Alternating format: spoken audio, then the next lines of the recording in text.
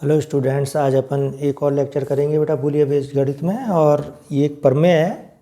और प्रमेय क्या है, इम्पोर्टेंट प्रमेय है काफ़ी, कि किसी भी बूलिया बीजगणित में, किसी भी बूलिया बीजगणित, किसी भी बूलिया बीजगणित में यथार्थतः मतलब होता है एग्जैक्टली, ठीक है। यथार्थ 3, ठीक है, 3 और केवल 3। अभी इसको मैं मतलब समझाऊंगा। 3 और केवल 3 भिन्न भिन्न अवयव नहीं हो सकते। भिन्न भिन्न अवयव नहीं हो सकते, ठीक है। कोई भी अगर बूलिया बीजगणित है तो वो ये कहता है उसके अंदर एलिमेंट्स होंगे, 2 एलिमेंट्स तो हर हालत में होंगे, 0 और 1। वो कहता है तीसरा एलिमेंट यदि मैं ले लूँ उसमें a, तो बूलिया बीजगणित क्या इससे बन जाएगी। तो वो ये कहता है कि ऐसा नहीं हो सकता कि बूलिया बीजगणित में खाली 3 एलिमेंट हो। जैसे 0 और 1 तो उसमें होंगे ही होंगे, और a और अगर मैं ले लूँगा तो वो बूलिया बीजगणित नहीं बनेगी। किस कारण से नहीं बनेगी उसको अब अपन थोड़ा सा समझेंगे इसमें, ठीक है। तो वो कहता है बूलिया बीजगणित में 3 नहीं होंगे, अब या तो 2 होंगे या 4 होंगे, इस तरीके से आगे गाड़ी चलेगी, ठीक है। तो किसी भी बूलिया बीजगणित में 3 और केवल 3 भिन्न भिन्न अवयव नहीं हो सकते, ये अपने को सिद्ध करना है, ठीक है। तो प्रूफ में लिखेंगे बेटा क्या, कि माना b प्लस डॉट डैश 0 1 एक बूलिया बीजगणित है। माना b प्लस डॉट डैश 0 1 एक बूलिया बीजगणित है, ठीक है, जिसमें यथार्थतः अपन ने 3 अवयव माने, जिसमें यथार्थतः 3 भिन्न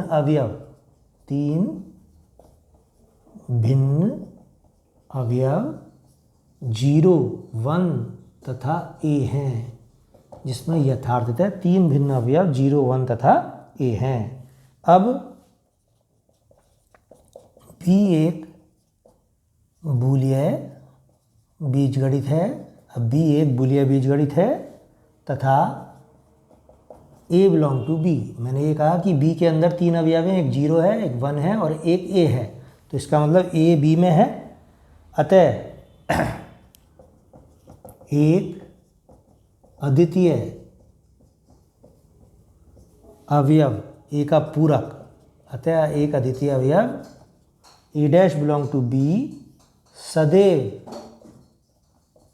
इस प्रकार होगा कि, वो ये कहता है अगर साहब आपकी बात मान ली 0 और 1 है, इसमें a भी है, अब a है b में तो a का पूरक भी होना चाहिए, a dash belong to b। और वो किस प्रकार से होगा कि a plus a dash is equal to 1 तथा a into a dash is equal to 0, ठीक है। ये बात समझ में आती है क्या, कि अगर 0 1 और a b के 3 अवयव हैं तो 0 का पूरक तो 1 हो जाएगा, 1 का पूरक 0 हो जाएगा। लेकिन वो ये कह रहा है a अगर b में है तो a का भी तो कोई पूरक होगा, तो वो a का पूरक मैंने क्या माना, a डैश। और उस केस में a प्लस a डैश बराबर 1 होना चाहिए और a इंटू a डैश बराबर क्या होना चाहिए, 0। तो वो यही कहता है कि अब ये जो a डैश है वो क्या हो, तो a डैश होगा तो या तो 0 होगा या 1 होगा या a होगा, इन तीनों में से तो होना चाहिए वो। भाई और तो आ ही नहीं सकता a डैश कहीं बाहर से। वो ये कहता है अगर a b में है तो a डैश भी किस में होगा, b में। अब वो a डैश कोई ये तो है नहीं कि कहीं बाहर से आएगा, तो वो a डैश क्या होगा, या तो 0 होगा या 1 होगा या a होगा। तो वो कहता है अब हमारे समक्ष 3 संभावनाएं हैं। अब हमारे समक्ष 3 संभावनाएं हैं, ठीक है।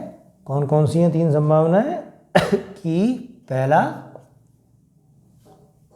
a डैश या तो a ही हो, ठीक है। दूसरा a डैश क्या हो, 0 हो, या लगा देना बीच में। और तीसरा क्या हो सकता है, a डैश बराबर 1, ठीक है। तो एक कंडीशन समझ में आई बेटा। वो कहता है b कोई भी बूलिया बीजगणित है, 0 है इसके अंदर, 1 है और a है। अब वो कह रहा है साहब 0 का पूरक तो 1 है, 1 का पूरक 0 है और पूरकता के नियम को भी सेटिस्फाई करते हैं कि 0 + 1 = 1 और 0 × 1 = 0। लेकिन वो कह रहा है अब ए भी तो बी में है तो ए का पूरक ए डैश भी तो होना चाहिए, तो वो ए डैश क्या हो, तो या तो 0 ही होगा या 1 होगा या ए होगा। तो वो तीनों संभावनाओं पे विचार करेगा कि ये तीनों संभावनाएं होती हैं, तो एक इससे क्या अपन निष्कर्ष निकालेंगे। तो वो कहता है साहब जब ये तीनों संभावनाएं लेके चलेंगे तो तीनों से अपने को एक गलत रिजल्ट मिलेगा और अपन कहेंगे कि हमने गलत चीज़ मान ली कि ए डैश को या तो ए माना तो भी गलत रिजल्ट आया, ए डैश को 0 माना तो भी गलत रिजल्ट आया और ए डैश को 1 माना तो भी गलत रिजल्ट आया। तो इसका मतलब तीसरा अवयव जो है ए इसमें हो ही नहीं सकता, या तो 0 और 1 होंगे या 0, 1, ए और ए डैश अलग से होंगे, तो 4 अवयव होंगे। वो ये कहना चाह रहा है आपको थ्योरम, अब समझ में आ गई होगी। तो प्रथम स्थिति में लेंगे अपन, प्रथम स्थिति में यदि क्या लिखें बेटा अपन, ए डैश बराबर ए है तब, ठीक है, तो ए प्लस ए डैश = क्या होता है 1। इट इम्प्लाइज, प्रथम स्थिति में मैंने क्या मान लिया, ए डैश बराबर ए है तब, ये तो हमेशा ही होगा बेटा पूरकता का नियम, तो ए प्लस ए डैश = 1। तो इससे क्या निष्कर्ष निकालोगे, ए डैश की जगह यहाँ ए रख दो, तो ए प्लस ए = क्या आ गया 1, ठीक है। और इट इम्प्लाइज ए प्लस ए वर्ग सम नियम, तो ए प्लस ए क्या होता है ए, तो ए बराबर क्या आ गया 1। ब्रैकेट में यहाँ लिखना चूंकि ए प्लस ए = ए, ठीक है। अब परिकल्पना से हमने क्या माना है, परिकल्पना से ए डज नॉट इक्वल टू 1, ठीक है। परिकल्पना में हमने क्या माना है कि ए किसी भी हालत में 1 नहीं है, क्योंकि हमने 3 भिन्न अवयव लिए हैं 0, 1 और ए। तो ये जो स्थिति मैंने मानी ना प्रथम स्थिति में ए डैश = ए, वो संभव नहीं है। तो ये आप लिखोगे अतः ए डैश = ए संभव नहीं है, अतः ए डैश = ए संभव नहीं है, ठीक है। द्वितीय स्थिति लेंगे अपन, द्वितीय स्थिति क्या है, ए डैश = 0। तो प्रथम स्थिति में अपन ने सिद्ध कर दिया कि ए डैश बराबर ए संभव नहीं है। द्वितीय स्थिति में ठीक है क्या लेंगे अपन, यदि ए डैश = 0 है तब ए प्लस ए डैश बराबर क्या होता है 1। इट इम्प्लाइज ए प्लस 0 = क्या हो गया 1। इट इम्प्लाइज ए बराबर 1। तो फिर से वही चीज़ आ गई, परंतु a does not equal to 1 bracket में लिखेंगे अपन परिकल्पना से। तो गलत रिजल्ट आ गया ए बराबर 1, तो अपन क्या लिखेंगे, अतः ए डैश बराबर 0 भी संभव नहीं है। अतः ए डैश बराबर 0 भी संभव नहीं है, अतः ए डैश बराबर 0 भी क्या संभव नहीं है। अब तृतीय स्थिति लेंगे अपन। तृतीय स्थिति क्या है, ए डैश = 1। तो अंतिम स्थिति में देखो, अंतिम स्थिति में यदि ए डैश = 1 है तब ए इंटू ए डैश बराबर क्या होता है, बोलिए बीजगणित में 0, क्योंकि ये तो नियम तो फिक्स रहेगा ना। तो ए इंटू ए डैश बराबर क्या है 0 है। तो आप क्या लिखोगे यहाँ, it implies a into 1 = 0। It implies a बराबर 0। फिर से आपने ये लिख दिया, परंतु a does not equal to 0। ये अपन फिर से लिखेंगे किससे, परिकल्पना से, परिकल्पना से, ठीक है। अंतिम स्थिति में मैंने ए डैश बराबर 1 लिया और क्या एक क्वेश्चन ले ली, ए इंटू ए डैश = 0 होता है B4 में। ए डैश का मान 1 रखा तो उससे ए का मान क्या आ गया 0। लेकिन ए 0 और 1 तो 3 भिन्न अवयव हैं, तो वो ये कहता है परंतु a does not equal to 0 परिकल्पना से। अतः ए डैश = 1 संभव नहीं है। अतः ए डैश = 1 क्या संभव नहीं है, ठीक है। तो आपने क्या क्या प्रूफ कर दिया कि भाई ए डैश ना तो ए हो सकता है, ना ए डैश 1 हो सकता है, ना ए डैश 0 हो सकता है। तो आप क्या लिखोगे, अतः बी में अवयव ए जो किसके बराबर नहीं है, 1 के बराबर नहीं है, 0 के बराबर नहीं है, का पूरक विद्यमान नहीं है, नहीं है। अतः सिद्ध होता है कि अतः सिद्ध होता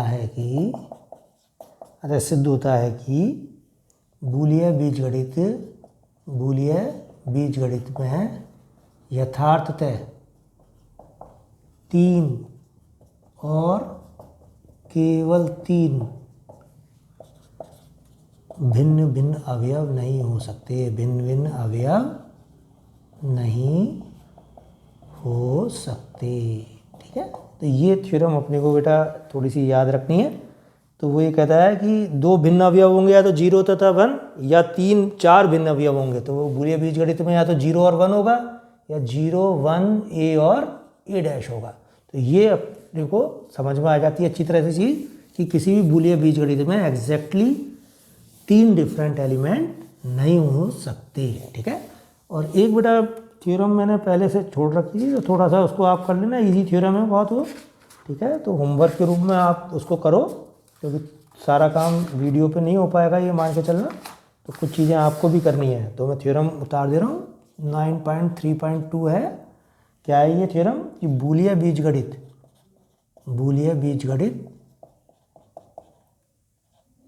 कई बार क्या इजी चीज़ आ जाए अपन हार्ड कर जाए।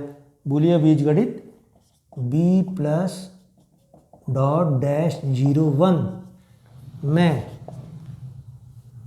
पहला योग का तस्मक अवयव अद्वितीय होता है। योग का तस्मक अवयव क्या होता है? अद्वितीय होता है।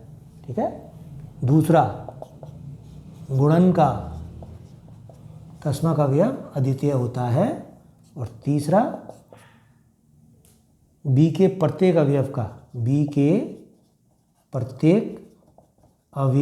का पूरक भी अद्वितीय होता है।